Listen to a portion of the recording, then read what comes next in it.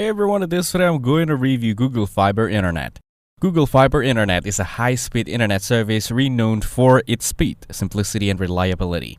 It offers gigabit and even multi-gigabyte speeds, which means you can stream, game, and work without slowdowns.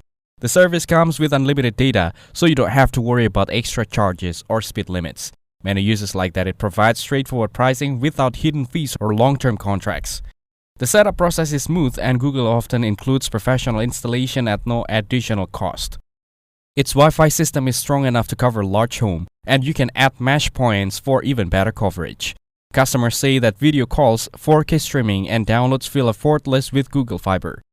The platform also has great upload speeds, making it perfect for creators who upload videos or work remotely.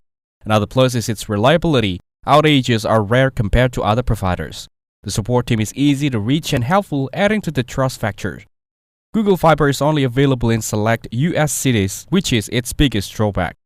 People in areas where it's available often rate it much higher than traditional cable internet. It doesn't bundle with TV like other providers, but streaming services work smoothly on it. The service focuses on the internet only, which keeps things simple.